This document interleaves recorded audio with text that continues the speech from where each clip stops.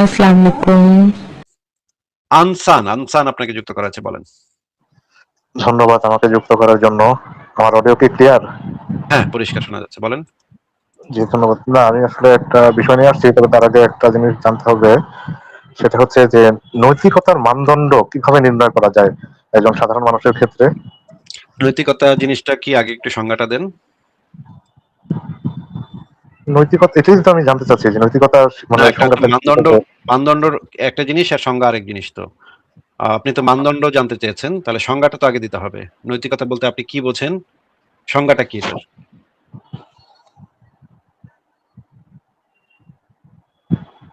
মানদণ্ড যদি আমার কাছে জানতে চান ভাই, তাহলে তা সংজ্ঞাটা আগে আমাকে বলতে হবে, নাহলে আমি মানদণ্ড বলবো কেমনে? আপনি যদি সংজ্ঞাটাই না দেন, তাহলে আমি মানদণ্ড কিভাবে আপনাকে বলবো? আসলে গুছানো ভাবে তো না, মানে সংজ্ঞাটা বলতে পারতেছি না। আমার বেসিক ধারণা থেকে যেটা, সেটা হচ্ছে যে এই যে ধরেন ভালো মন্দ কোনো কাজ করা বা উচিত অনুচিত, মানে কোনটা ভালো ঠিক মন্দ, হবে বা ঠিক হবে না। ভালো মন্দ কার জন্য, কার জন্য ভালো, কার জন্য মন্দ? আপনার জন্য ভালো, আপনার জন্য মন্দ, এটাকে নৈতিকতা বলে? তাহলে নৈতিকতা কাকে বলবো? মানে ব্যক্তি বিশেষের জন্য মানে ভালো কোনটা মন্দ কোনটা সেটাকে কি নৈতিকতা বলে? আপনাকে জিজ্ঞেস করছি, আপনি তো সংজ্ঞাটা আগে দিবেন, তখন আমি মানদণ্ডটা আপনাকে বলতে পারবো। সংজ্ঞাটা তো আপনি আপাতত দিচ্ছেন, আমাকে কেন জিজ্ঞেস করতেছেন? আচ্ছা, সংজ্ঞাটা হচ্ছে এই যে মানুষের ভালো মন্দ কাজ, সঠিক ভুল, এটার যে মানে নীতিমালা, যেটাকে বলা হয় যে একটা নীতিমালা নির্ধারণ আচ্ছা, করা হয় না। নীতিমালা মনে করেন আমি একটা নীতিমালা নির্ধারণ করে দিলাম যে মানে ছোট ছোট বাচ্চাদেরকে দেখলে তোমরা পাথর দিয়ে মাথায় একটা বাড়ি মারবা। হ্যাঁ, এটা কি এটা নীতিমালা হইলো, কিন্তু এটা কি নৈতিকতা হইলো? হ্যাঁ, এটাই তো, মানে এটা তো নীতিমালা হইলো, কিন্তু এটা তো অনৈতিক একটা ব্যাপার হলো, তাই না? কাজটা তো সেই জন্যই অনৈতিক। তো আপনাকে জিজ্ঞেস করছি, নৈতিকতার সংজ্ঞাটা আগে একটু আমাদেরকে ভালো করে বলেন। নীতিমালার আচ্ছা, সাথে তো নৈতিকতার কোনো সম্পর্ক নাই। নীতিমালা এমনও হতে পারে, অনৈতিক নীতিমালাও তো তৈরি হতে পারে। পৃথিবীর অনেক দেশে অনেক অনৈতিক নীতিমালা আছে। তাহলে নীতিমালা দিয়ে তো আপনি নৈতিকতাকে সংজ্ঞায়িত করতে পারছেন না। কিন্তু আপনি তাইলে এবং নৈতিকতা ব্যক্তি বলতে বিশেষের কি? জন্য, ব্যক্তি বিশেষের আচ্ছা, জন্য তো এটাকে নির্ধারণ করা যায় না।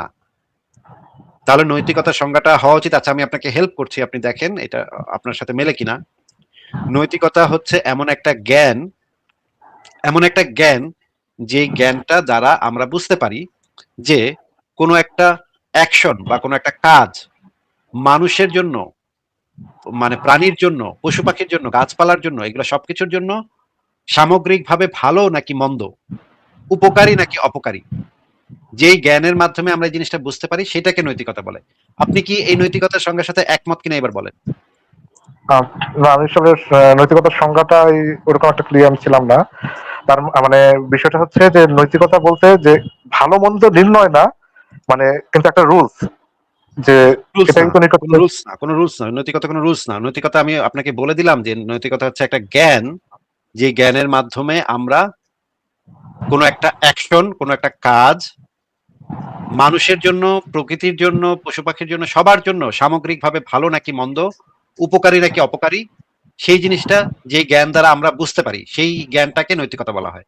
আমি আপনাকে এত সুন্দরভাবে সংজ্ঞাটা দেওয়ার পরে আপনি কেন রুলস বলতেছেন, এটা তো আমি বুঝতে পারতেছি না ভাই।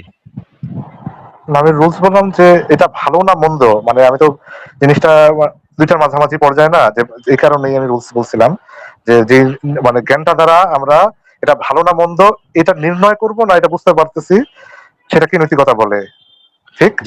যে জ্ঞান দ্বারা আমরা এই জিনিসটা বুঝতে পারি, যে জ্ঞান দ্বারা হ্যাঁ, আমরা এই জিনিসটা নির্ধারণ করতে পারি, যেই এটাই জ্ঞান দ্বারা নৈতিকতা। আমরা এটাকে নৈতিকতা বলে। এখন আমি একটা সংজ্ঞা আপনাকে দিয়েছি, আপনি এই সংজ্ঞাটার সাথে একমত কিনা সেটা জিজ্ঞেস করছি ভাই।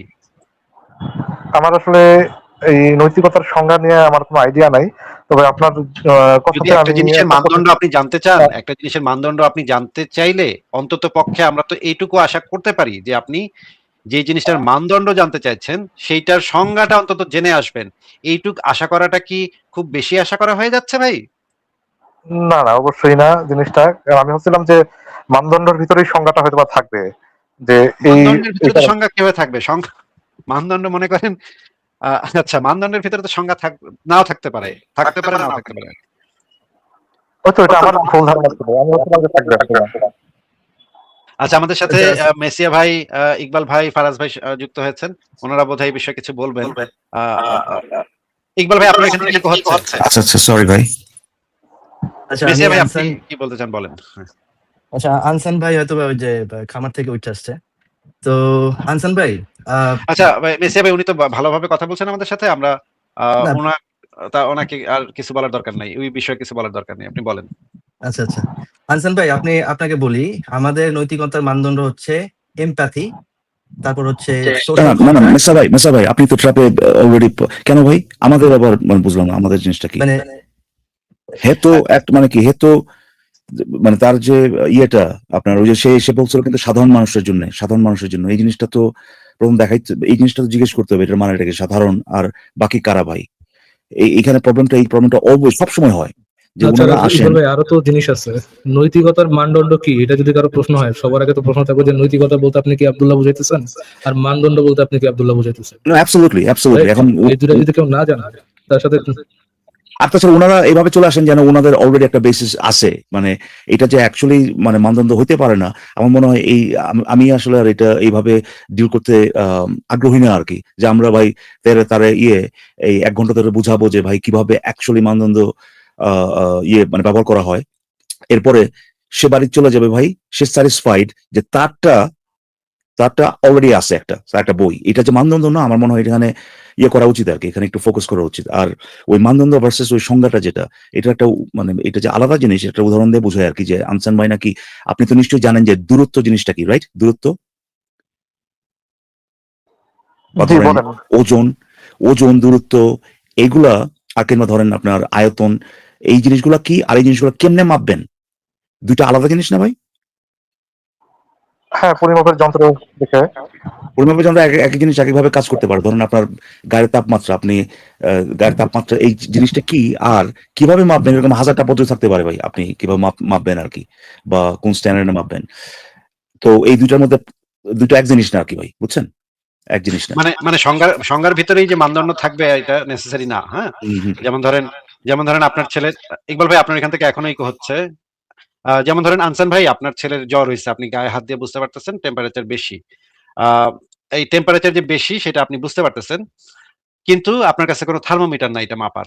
মানে হচ্ছে আপনার কাছে কোনো মানদণ্ড নাই মাপার, কিন্তু আপনি ঠিকই টের পাইতেছেন যে জ্বরটা তো হয়েছে, ঠিকই বুঝতেছি, হাত দিয়ে বুঝতেছি, কিন্তু ভাই তো আমার কাছে তো মানদণ্ড নাই ভাই, আপনি তো থার্মোমিটার নাই, তাহলে এখন মাপবো কেমনে? এই যে যদি আপনার কাছে একটা থার্মোমিটার থাকে, সেটা সেলসিয়াসও হইতে পারে, আবার ফারেনহাইটও হইতে পারে, যে কোনো টাইপের থার্মোমিটার হইতে পারে। সেই থার্মোমিটার যদি আপনার কাছে থাকে, তখন আপনি কইতে পারবেন আমার ভাই একটা মানদণ্ড আছে। মানদণ্ড দিয়ে আমি মাইপা দেখছি, আমার ছেলের 102 ডিগ্রি জ্বর হয়েছে। কিন্তু এই মানদণ্ডটা থাকার আগেও আপনি টের পাইছেন যে আপনার বাচ্চাটার জ্বর যে হয়েছে, এটা আপনি আগেও টের পাইছেন, কিন্তু তখন আপনি মাইপা কইতে পারেন নাই যে কতটুকু হয়েছিল। কিন্তু তার মানে হচ্ছে যে টেম্পারেচার, যে আপনার বাচ্চার যে জ্বর হয়েছে, সেই আহ জ্বরটার একটা সংজ্ঞা আলাদা, আর মানদণ্ড জিনিস সে সংজ্ঞাটা আলাদা। এই আনসান ভাই, আপনি কি আমার কথা কিছু বুঝতে পারতেছেন নাকি কিছুই বোঝা যায়নি? জি জি, আমি বুঝতে পারছি জিনিসটা, যে মানে মানদণ্ড সংজ্ঞার ভিতরে সবসময় আসবে না অধিকাংশ টাইমই, বা এটা আলাদা আলাদা হইতে পারে নির্ণয়ের ক্ষেত্রে। ঠিক আছে আমি। হ্যাঁ হ্যাঁ, খুবই ভালো বুঝছেন। ইকবাল ভাই, আচ্ছা, আপনি যেটা বলতেছিলেন আপনি বলেন। হ্যাঁ, আমি বেসিক্যালি এটা আর কি। আমি আসলে মূল আসলে ভাই, প্রশ্নটা আনসান ভাই করছিলাম। আমি আনসান ভাই আমি একটু আনসান ভাই ক্লিয়ার হইতে হবে, মূল প্রশ্নটা আমি এই জিনিসটা কেন জানতে চাইছি, আমি একটু প্রশ্নটা করলে আনসান ভাই, বুঝতে আপনি তো পারতাম না। ক্লিয়ার হওয়ার আগেই আপনার নিশ্চয়ই এই লাইভে যুক্ত হওয়ার আগে কোন কাজটা করা উচিত কোন কাজটা করা উচিত না এই ব্যাপারে কিছুটা ধারণা ছিল, রাইট? আপনি তেমন না যে ভাই আপনি দৈনন্দিন জীবনে চলাফেরা করতেছেন, আপনার কোন কাজটা করা উচিত কোন কাজটা করা উচিত না এই ব্যাপারে কোনো ধারণা নাই আপনার। ব্যাপারটা তো এরকম না, ঠিক না? বুঝি না এই প্রশ্নটা। আমি বলতে চাচ্ছি যে আপনার তো এই লাইভে আসার আগে আমাদের আপনার কোন কাজ করা উচিত কোন কাজ করা উচিত না আপনি নিশ্চয়ই কিছু কিছু কিছু একটা জিনিস ফলো করেন, যেটা যেটার মাধ্যমে আপনি বুঝতে পারতেছেন যে আপনার একটা কাজ করা উচিত কি উচিত না, নিশ্চয়ই এই লাইভে আসার আগেই, ঠিক না? হ্যাঁ হ্যাঁ, সেটা তো আছেই। রাইট, সেটা ছিল। আমি ভাই বা আমি আসলে এই যে যেটা আমি মেসাবেকে একটু আগে বললাম আর কি, এদিকে যাতে না যায় সে কারণে আপনার কাছ থেকেই ভাই প্রথমে জানতে চাবো যে আপনি এমন একটা কাজের কথা বলেন যেটা আপনি মনে করেন যে করা উচিত না বা অনৈতিক, এবং এরপর আমাদেরকে বলেন ভাই এটা কেন অনৈতিক, আপনি কিভাবে বের করলেন সেটা, যে কোনো পদ্ধতিই হোক না কেন আমাদের সাথে শেয়ার করতে পারেন। আপনার একদম মানে আমি যে পয়েন্টটাতে যেতে চাচ্ছিলাম মানে মানে যে ঝামেলাটা সেটার ক্ষেত্রে মানে একই কোশ্চেনটা আমি আমার মূল প্রশ্নটাতে যাই, একটু সময় লাগতে পারে প্রশ্নটা হয়তো বা। আপনাকে একটা জিনিস শেয়ার করতে বলছি। আপনি নিজে একটা, হ্যাঁ সেটাই আপনি তো বললেন যে share আপনি মোটামুটি জানেন কিছু কিছু কিছু কাজ আপনি জানেন যে আপনার করা উচিত বা করা উচিত না। এরকম একটা কাজের উদাহরণ আমাদেরকে দেন যেটা আপনি জানেন ভাই যে করা উচিত না। এরপর আমাদেরকে বলেন যে আপনি সেটা কিভাবে জানেন। একদম ইজি দুইটা জিনিস। মনে করেন আপনি তো নিশ্চয়ই খুন এখানে করাটাকে আমি সমর্থন করেন না। যদি খুন করাটাকে সমর্থন না করে থাকেন, এটা কেন করেন না এটা এক্সপ্লেন করেন। আর যদি করে থাকেন, এটা কেন করেন এটা এক্সপ্লেন করেন। জাস্ট সিম্পল একটা উদাহরণ দিয়ে বলতেই পারেন যে আপনি কেন এটাকে সাপোর্ট করেন বা সাপোর্ট করেন না। খুন করা দিয়েই বলবেন, বলেন। এখন কি বলবো? হ্যালো। জি স্যার, আপনারা যে প্রশ্নটা করছে প্রশ্নটার অ্যান্সারটা দেন। আচ্ছা না আমার প্রশ্ন মানে আমারও প্রশ্নটাই এই জায়গাটাতে ছিল, মানে যে ঝামেলার ভিতরে মানে আটকে গেছি সেই কারণেই জিনিসটা তো ভূমিকা আমার 2 ভূমিকা মিনিট টুমিকা সময় শুনতে লাগবে। ইন্টারেস্টেড না আনসান ভাই? ভূমিকা টুমিকা শুনতে ইন্টারেস্টেড না, কেউ ইন্টারেস্টেড না। তারপর আপনি একটু আগে ভূমিকা বলছেন যে শেষ আপনি হয়ে গেছে। নিজেও কথা সময় হ্যাঁ ইন্টারাপ্ট করেন ভাই। এত আজে এটা কথাবার্তা কোনো নেসেসারি নেই, এগুলো তো একেবারেই জরুরি না। আপনি একটু আগে ফাজ ভাই, বললেন যে ফাজ আপনার ভাই ইমেল আপনি ঢোকার আগে জেলাই করার চেষ্টা আপনাদের কিছু করতেছেন। আরেকবার চান্স দেন, এরপর ডাইরেক্ট চলে যাবো যে ভাই ওই কোরআনে যদি কিছু লেখা থাকে বা আল্লাহ যদি কিছু বলে এর মাধ্যমে আমরা জানতে পারি কিনা সে কাজটা নৈতিক না অনৈতিক, এই প্রশ্ন চলে যাবো। তখন দেখা যাবে যে আসলে ইনফিনিট অ্যামাউন্ট অফ টাইম আমাদের কাছে ওয়েস্ট করার মতো নাই ভাই।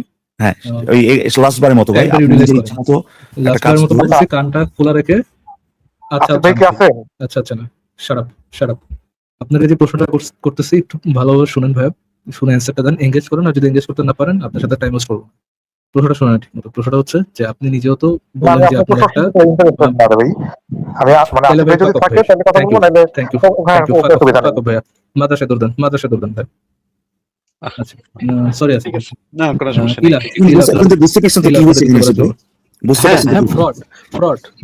কারণ সে ভালো করে জানে যে সে যদি এখন বলে যে ভাই এটা আল্লাহ কইছে তাই, তার বাপের জন্মে আল্লাহর বাপ এসে বলতে পারবে না যে আল্লাহ কইছে তাই এটা কিভাবে আমাদেরকে দেখা যায় কাজটা করা উচিত বা উচিত না। ওরা আল্লাহর বাপে এসে বলতে পারবে না।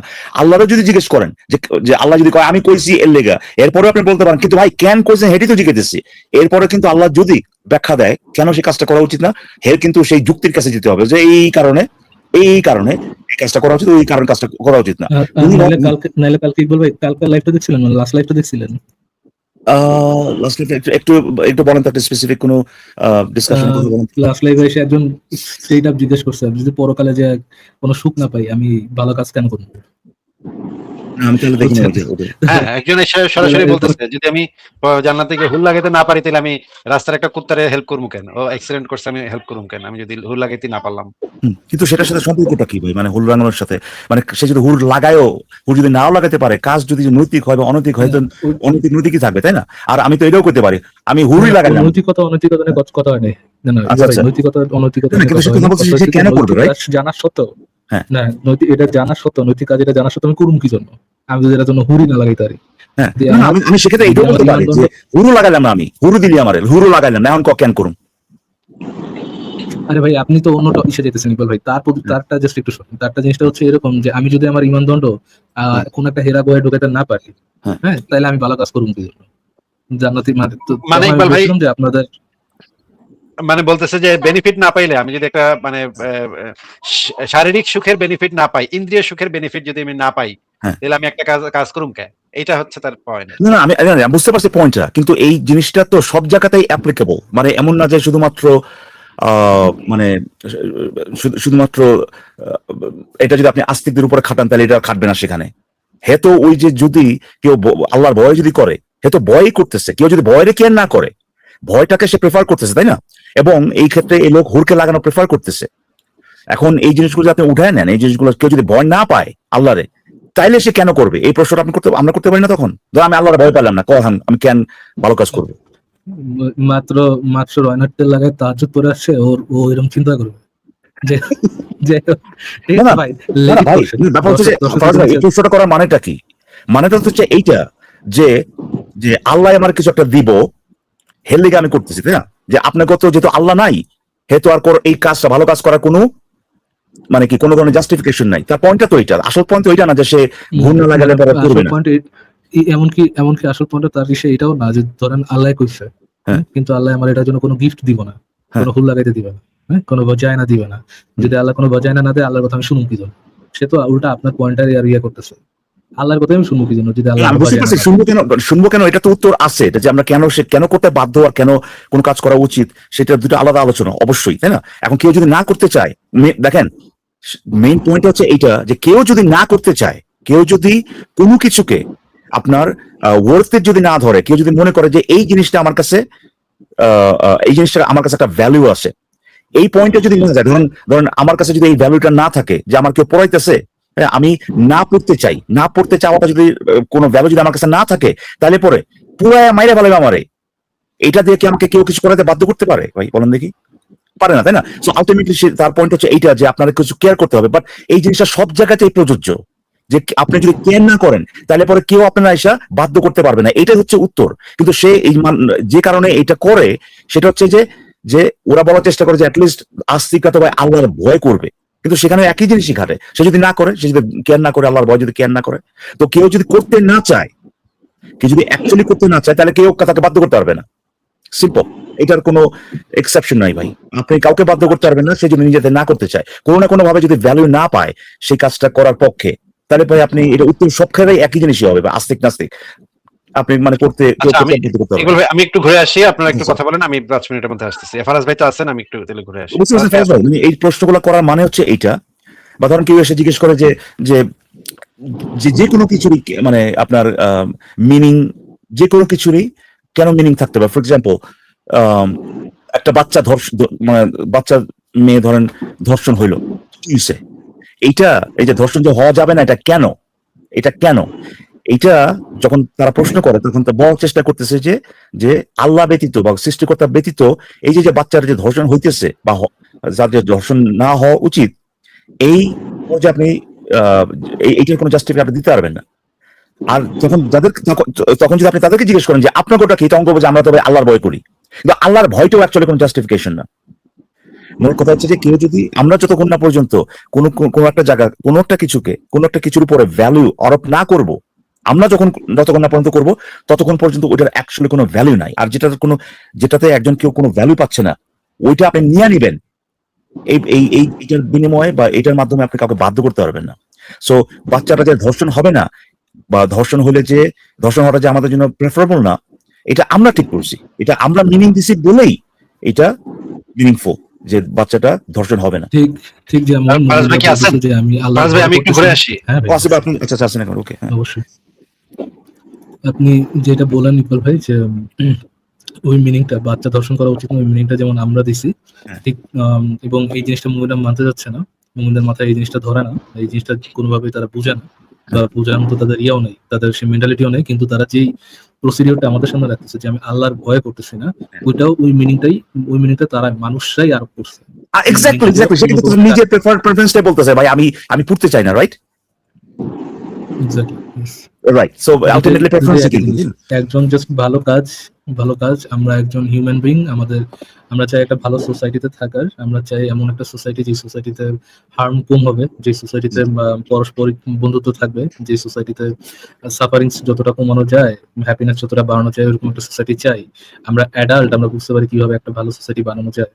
এইভাবে যখন আমরা একটা ডিসাইড করতেছি এই জন্য আমরা ভালো কাজ করবো, এই জন্য খারাপ কাজ করবো, মুমিনরা সেম জিনিসটাই অ্যাপ্লাই করতেছে, জাস্ট আর একটা খুবই শিশুতোষ এবং গান্ডমূলক একটা ভার্সন, যেটাতে আমি প্রেফার করতেছি না, আমি করবো এই জন্য আমি ইয়ে করবো। শিশু তো সেই জন্য যে ধরেন আপনার বিগা যাওয়া যে বাচ্চাগুলো আছে, যাদেরকে আপনি বুঝায় খারাপ কাজ থেকে বিরত রাখতে পারতেছেন না, যাদেরকে ধরেন কচি ব্যাদ দিয়ে যখন বাড়ি দেয় তখন তারা কথা শুনে, মুমিনদের অবস্থা এরকম। আমি রিজন মানতেছি না, আমি রিজন মানে ইয়ে করবো না, কারণ এটা মানুষের প্রেফারেন্স, কিন্তু মানুষের প্রেফারেন্স আমি করতে চাই না, এই প্রেফারেন্স রেখে আমি খারাপ কাজ থেকে দূরে থাকবো বা এই ভালো কাজটা করবো। সো হ্যাঁ, এটা একটা জাস্ট একই জিনিস, মানুষের প্রেফারেন্স, শুধু এটা একটা স্টুপিড ভার্সন। আর ফরাজ ভাই, অনেকে অলরেডি করে, তাই না? যে সে অ্যাকচুয়ালি জানে যে খুন করা খারাপ, এরপরে মানুষ খুন করে না, তার মানে হচ্ছে যে এখানে সে সাবস্ক্রাইব করে, এর মানে কিন্তু এই না যে খুন করাটা ভালো হয়ে যায় বা ওরা, বাট সে অ্যাটলিস্ট ওই অন্য কোন একটা জায়গায় ভ্যালু পাইছে, যেটা আপনার খুন করার মাধ্যমে, যেমন মাদ্রাসায় যে ধর্ষণের ম্যারাথন হয়, এরা তো জানে যে ধর্ষণ করাটা খারাপ, জানে ধর্ষণ করাটা আল্লাহর কাছে প্রেফার, রাইট? এটা জানার পরে তারা এই কাজটা করে, তারা পূর্বে জানার পরে এই কাজ করে, দে ডোন্ট ফাকিং কেয়ার। এই জন্যই আমাদের কোর্ট কাচারি আছে, আদালত আছে, প্রিজন আছে, কেউ সাবস্ক্রাইব করে না, এই জন্য আছে। বাট মূল কথা হচ্ছে যে কেউ অনেকে যদি হ্যাঁ অনেকে এইটার রেসপন্স এটা বলতে পারেন যে ভাই কেউ যদি জেনে শুনে ইয়ে করে, জেনে শুনে কোরআনের আয়াত যেগুলো আছে এগুলো ভায়োলেট করে সে কাফের হয়ে যায়, সে ইয়ে হয়ে যায়। এই কথা ভাই নাই, এই কথা ভাই মোহাম্মদ বলে নাই যে ধরেন আপনি জেনে শুনে কোনো একটা হারাম কাজ করলেন, আপনি সাথে সাথে আপনি মুরতাদ হয়ে গেছেন, ইসলামের বাইরে চলে গেছেন। হ্যাঁ, হয়তো আপনার ইমান লেভেল কমবে, বাট আপনি মুরতাদ হয়ে যাবেন এরকম কোনো ইয়ে নাই, এরকম কোনো এক্স্যাক্টলি। তাহলে তো নামাজ, এক রাকাত নামাজ না পড়লে তো ভাই ইচ্ছা করে রাখি ধরেন, তাহলে তো সে অমুসলিম হয়ে যাবে, তাই না? পার্টিকুলার নামাজের বিষয় বলা আছে, অন্য দোষের বিষয় বলা নেই। নামাজের বিষয় বলা আছে যে নামাজ না পড়লে কাফের, কেউ যদি জেনে শুনে নামাজ মিস করে এটা কাফের। তাই নাকি ভাই? জেনে শুনে ধরুন আপনার ঘুম পাইতেছে, আপনি জানেন যে আপনি উঠতে হবে, হ্যাঁ আপনি উঠলেন না জেনে শুনে, তাহলে আপনি কাফের হয়ে গেলেন। হ্যাঁ, নামাজ না পড়লে কাফের। ওই তাহলে ভাই মানে আবার মুসলিম, আবার তাহলে এরপরে যদি আবার নামাজ পড়েন তখন তো আর আপনি মুসলিম, তখন কি আবার মুসলিম হয়ে গেলেন আপনি, নাকি অমুসলিম অবস্থায় নামাজ পড়তেছেন তাহলে? হ্যাঁ, প্রসিডিউরটা এইটাই। আচ্ছা ফরাজ ভাই, আমি যে কারণে আসলে যুক্ত হয়েছিলাম, এখন আপনি যদি আমার কাছে বলেন it doesn't make sense to me, Islam যে মেক সেন্স করতে হবে এই জিনিসটা কি জরুরি না। এক্স্যাক্টলি, আপনার কাছে সেন্স করা জরুরি না, ঠিক আছে ভাই, অসুবিধা নাই। বাট আপনাকে আমি মানে আমি যে কারণে ঢুকছিলাম আর কি, এখানে ওই যে শুধুমাত্র আপনার কাছে না, কারো কাছে সেন্স মেক করাটা জরুরি নয়, এবং আল্লাহর কাছেও না। আল্লাহর সেন্স থাকলে না। আপনি তো প্রিয়াজিম করে নিতেছেন যে আল্লাহর সেন্স আছে। ঠিক আছে, দুঃখিত ভাই। যে কারণে আমি আসলে এখানে আজকে যুক্ত হয়েছিলাম, ভাবছিলাম যে আসিফ ভাইকে বলবো, আমি জানি যে আপনি চলে আসবেন ইন মিন টাইম। ওই যে আপনি যে আমাকে একটা ভিডিও দিচ্ছেন না, মানে দুনিয়ার এই মহিলা এর তো চাপাবাজি, সে কিন্তু আপনার যত রেফারেন্স দিচ্ছে আর কি, আমি আজ পর্যন্ত এরকম কোনোদিন শুনি নাই যেরকম বলতেছে তোমাদের আমি মধ্যে আপনার ভালোবাসা একটু কনটেক্সট, আমি আপনার একটু কনটেক্সট শুনি, মানে কনটেক্সট শুনি আপনাকে। আচ্ছা আপনি একটু ওই ভিডিও ইলা নামে যিনি আসছেন ওনাকে কি অ্যাটলিস্ট হাই বলে তারপরে আমরা করা যাবে, হ্যাঁ করা যাবে, সমস্যা নেই। আমাকে ভিডিওটা একজন মহিলার যে ভিডিও যেটা আপনাকে দিয়েছিলাম, সেই ভিডিওটা আমাকে কেউ একজন সেন্ড করেছিলেন। তো আমি দেখলাম ভিডিওটা হচ্ছে 12 মিনিটের। আমি দেখলাম প্রথম 1 মিনিটের মধ্যে প্রশ্নটা করা হলো। আমি শুনেছি 4 মিনিট, অ্যারাউন্ড 4 মিনিট শুনেছি। 4 মিনিট শোনার পর মুঝে 4 মিনিটের মধ্যে অ্যান্সার পাইনি। আই ওয়াজ প্রিটি কনফিডেন্ট যে এটার মধ্যে অ্যান্সার নাই, এবং আমি কমেন্ট সেকশন চেক করছি, কমেন্ট সেকশনে দেখছি যে উত্তর দেয় নাই। এরপরে ভাবলাম যে কার সময়টা নষ্ট করা যায়, কার জীবনের 12 মিনিটটা ওয়েস্ট করা যায়। আমি পুরোটা শুনছি ভাই, আসলে আমি পুরোটা শুনছি। আমি সাকসেসফুলি আপনার জীবনের 12টা মিনিট নষ্ট করতে পারছি। হ্যাঁ মানে আসলে উত্তর নাই মহিলা, এবং তার এরপরে ওইটা যেহেতু শুনছি, এরপরে দেখি আরো বেশ কয়েকটা আমার ফিরে আসছে ওই একই মহিলার একই স্টুপিড কথাবার্তা। তো যাই হোক, আমি যেটা আপনাকে রিকোয়েস্ট করবো বলছি, মানে ভাবছিলাম সেটা হচ্ছে যে একদিন কি ভাই ওই সে কিন্তু উত্তর দেয় নাই, ঠিক আছে, বাট অনেকগুলি কথা বলছে যেগুলো আমি কোনোদিন আগে মানে আমার মনে হয় না যে আসলে কোরআনে বলা আছে যে তোমাদের মধ্যে ভালোবাসার সম্পর্ক আবি যাবি, এগুলি কোথায় জায়গা আছে ভাই কোরআনে? আর তাছাড়া এই যে ঘটনাটা সে বর্ণনা করতেছে নারীদের, যে আব্দুল্লাহ থাকুক ভালোবাসার সম্পর্ক, এই আব্দুল্লাহ সেই আব্দুল্লাহ যে আব্দুল্লাহ থাকুক, প্রশ্নটা তো মনে হয় এটা ছিল যে অভিশাপ দিতে থাকে অভিশাপ, নারী যদি যৌন সঙ্গমের সম্মতি না দেয় তার নারীর উপর আপনার কার্স করতে থাকে হচ্ছে আপনার ফেরেশতারা। ধরেন অন্য জায়গায় অনেক ভালোবাসার সম্পর্ক আছে, ডাজ ইট মিন যে যেহেতু এখানে ভালোবাসার সম্পর্ক আছে সেহেতু অন্য জায়গায় আপনার ইয়ে করবে না, মানে অন্য জায়গায় আপনার এই রেফারেন্সটা অটোমেটিক ভুয়া, এটা কি প্রমাণিত হয়েছে? না না অবশ্যই না, সেটা নিয়ে কথা বলো না, সে ভালো করে এই কারণে সে বলেও নি সে যতই আব্দুল্লাহ বলুক এটা তো ওরতে সাবদুল্লাহ। এটা আরেকটা সাথে অবশ্যই, তারপরে তো দেখানো যায় যে এই মহিলা যে একেবারে পুরো চাপাবাজ। একদিন আমি ভাবছিলাম যে এই মহিলা প্রত্যেকটা ওই যেখানে যেখানে বলতেছে যে কোরআন এটা বলা আছে ওটা বলা আছে এই জায়গায়, ওগুলা তো মানে সামনে দেখা লিখতে হয় যে আসলে বলা নেই। আমার তো মনে হয় যে 95% সে যে কথাগুলো বলছে এগুলা মানে 95% মানে পুরাই মানে বানানো, ভুল এবং বানানো মিথ্যাচার। সে বলতেছে যে আপনার এই আপনার ওই এই যে 90 ডেজ যে ইদ্দত, সে এই কথাটা নিশ্চয়ই শুনছেন ফরাজ ভাই, এই পার্টটা কি শুনছিলেন? আচ্ছা ফরাজ ভাই চলে গেলেন। ইলা আপনি একটু আচ্ছা আসিফ ভাই চলে আসছেন। হ্যাঁ ভাই আমাকে বলেন, আমি ফরাজ ভাই বোধহয় ডিসকানেক্ট হয়ে গেছে বা কিছু একটা, আমাকে বলেন। এই যে ইদ্দতের ব্যাপারটা, ইদ্দত তো ভাই ডিভোর্স হওয়ার পরে কতদিন অপেক্ষা করবে আরেকজনের সাথে আরেকজনকে বিয়ে করার জন্য, রাইট? হ্যাঁ, এটা দেখার পেটে বাচ্চা আছে নাকি এটা দেখার জন্য, রাইট। এই মহিলা যে আছে, এই যে ফার্স্ট ভাই যে ভিডিওটা পাঠিয়েছে, এতই চাপাবাজ, সে বলতেছে যে এই যে 3 মাস এটা নাকি ওয়েটিং পিরিয়ড, যে ডিভোর্সটা ফাইনাল হবে কিনা? না না, ডিভোর্সের পরে 3 মাস, এবং এটা তো একটা খুবই আনসাইন্টিফিক একটা পদ্ধতি যে ও টোটালি টোটালি আমার কোনো অসুবিধা নাই 3 অবশ্যই। মাসের পিরিয়ড কেন দেখতে হবে ভাই? এটা তো একবার পিরিয়ড হইলেই তো এটা বোঝা যায়। অবশ্যই অবশ্যই সেটা তো অবশ্যই আছে। এটা আমি বলছি যে এইটাকেও তো সে মানে এই মহিলা এমন চাপাবাজি করছে, সে বলছে যে যে ইসলামের নিয়ম নাকি আপনার ডিভোর্স এগেন গ্র্যান্ট করার পরে চিন্তা করে দেখেন সেগুলো ওভাবে বলছে আবার যে এইভাবে লেখা আছে যে একটা ছেলে দিতে পারে, একটা মেয়ে রিকোয়েস্ট করতে পারে, এগুলো বলে নাই। সে বলছে যে একটা ছেলে যদি ডিভোর্স দিতে চায় তাহলে পরে 3 মাস সময়, এই 3 মাস সময় সে তারা যাতে করে ইয়ে করতে পারে, আবার রিঅ্যাসেস করতে পারে যে ডিভোর্সটা আদৌ নিবে কি নিবে না। 3 মাস পরে নাকি আপনার এটা ফাইনাল হবে, এবং এই 3 মাস নাকি ওই স্বামীকে তার স্ত্রীকে ভরণ পোষণ দিতে হবে। মানে আমি জানি যে কোথেকে আছে, জীবনে কোনোদিন এগুলো শুনি নাই। বা 3 মাসের ব্যাপারটা তো যদি সে বলে থাকে, এটা তো ইদ্যতের ব্যাপার, এবং ইদ্যতের সাথে তো ভাই এটা ইদ্যত তো ভাই ডিভোর্সের পরে, তাই না? হ্যাঁ হ্যাঁ, আপনি ওই ভিডিওটা দেখলে বুঝতে পারবেন আর কি যে মানে আমি এরা তো আসলে দেখি নাই, বুঝতেছি না কোন বুঝতেছেন না, মানে মারাত্মক মিথ্যা কথা ভাই, মারাত্মক মিথ্যা কথা। বেসিক্যালি যেটা হয়েছে সেটা হচ্ছে যে ওই মহিলা বলতেছে যে ভাই এরকম একটা হাদিস আছে যে যদি স্ত্রী রাজি না হয় আপনার যৌনকর্ম করতে, তাহলে পরে ফেরেশতারা আইসা ইয়ে করে, এই লানত দেয়। মানত দেয়। এটা কিভাবে মানে গ্রহণযোগ্য হয়? বেশ এইটা প্রশ্নটা ছিল, এইটা ওই মহিলা এক হোস্ট প্রশ্ন করছে। এই মহিলা হিজাবি মহিলা, সে বলছে আমাদেরকে দেখতে হবে ইসলামে স্বামী এবং স্ত্রীর সম্পর্কটা কিরকম, এরপরে এই সম্পর্ক নিয়ে মানে সম্পর্ক যে কত মধুর, হ্যাঁ মানে একজন যার কিনা ডিভোর্স দিয়ে দিয়েছেন, হেরি কত রাইট, আর যে কিনা ডিভোর্স না মানে অ্যাকচুয়াল স্ত্রী, তার তো মানে আরো মিলিয়ন টাইমস রাইট। তো এইসব যে এই যে নানান ভাড়া এগুলো কি যায়, মানে মুখে বলতেছে না যে এটা আসলে ভুয়া, আবার এটা বলতেছেও না যে যে এটা অ্যাকচুয়ালি হয়। সে জাস্ট এটা বলতেছে আরে ইসলামের যার যে নারীদের এত অধিকার, হ্যাঁ এইটা তো মানে মানে এত যদি অধিকার হয় তাহলে পরে তো ওই যে আপনি যেটা বলেন না, এটা চেরি পিকিং হবে যাবে, পুরা মানে চাপাবাজি করে একদম ফাড়াই গেছে ওখানে। এবং এইবার একটা মহিলা বলতেছে এই জিনিসগুলো, সে অবশ্যই জানে। হ্যাঁ মানে মহিলাটা এরকম, তারা জিজ্ঞেস করছিল যে এইটাও জিজ্ঞেস করছিল যে জান্নাতে যে ভাই সে সর্দারনি হবে তার জামাইয়ের এই হুরদের, এটা কেমন গ্রহণযোগ্য হয়? এইটার উত্তর নাই। সে উল্টা পাল্টা যে দুনিয়ার মানে জান্নাতে যা পাবো, এবং সে বলতেছে তার ব্যাপারে সে নাকি জান্নাতে গেলে সে কিছুই চাবে না, সে একটা লাইব্রেরি চাবে, সে এতই মানে জ্ঞান পিপাসু যে লাইব্রেরি চাবে, বুঝতে পারছেন? আর উত্তর দেয় না। তো ফরাজ ভাই এরকম একটা ভিডিও পাঠাইছিল, সেটা নিয়ে কথা বলছিলাম। আমার মনে হয় যে আপনি যদি দেখতেন একদিন, দেখা মানে কি বলবো, আপনার জন্য এটা আসলে হয়ে যায় আপনার মানে অত্যাচার হয়ে যাবে। লো ক্লাস একটা ভিডিও, মানে লো ক্লাস একটা ভিডিও। আমি ভাবতেছিলাম যে সে যে ক্লেম গুলো করছে ওখানে, এগুলো আমি বাপের জন্য শুনি না কোনোদিন। হ্যাঁ আমার মনে হচ্ছে ভাই পুরো চাপাবাজি করছে ওখানে। তো এটা মানে দেখালে ভালো হতো, বা whatever, আমরা অলরেডি জানি চাপাবাজি। তো ফরাজ ভাই কই গেল? তাহলে ইলা আপনার কি আপনি কি বলেছেন? আপনার কি কথা শেষ হয়েছে? না ভাই, আমি কথা বলি নাই। ও আচ্ছা আচ্ছা, সরি, বলেন তাহলে আপনি যেটা বলতে আসেন বলেন। ওই ভাইয়া একটা ইসলামিক জোকস শুনছিলাম, জোকসটা বলবো? হ্যাঁ বলেন। ওই হচ্ছে যে গ্রামে অজপাড়া গায়ে একটা মসজিদ, তো আশেপাশে কোনো বাড়ি ঘর নাই, হ্যাঁ অনেক দূরে মসজিদ। তো মসজিদে একজন ইমাম, সেই মুয়াজ্জিন, সেই খাদেম। এখন সেজন মানে তার মসজিদের চারপাশে আবার অনেকগুলো নারকেল গাছ আর কি, হ্যাঁ। তো সেজন ফজরের টাইমে আজান দেয়, তখন ওই চোর এসে নারকেল পাড়া শুরু করে। আজান চলতে চলতে নারকেল পেড়ে নিয়ে চলে যায়। তো এখন একদিন এরকম প্রতিদিনই চোর আসে, তো আজানের টাইমে সে তো আর আজান ছাইড়া সে তার চোররা ধরতে আসতে পারে না। এখন আরেকদিন এরকম আজান শুরু করছে, চোর নারকেল পাড়া শুরু করছে।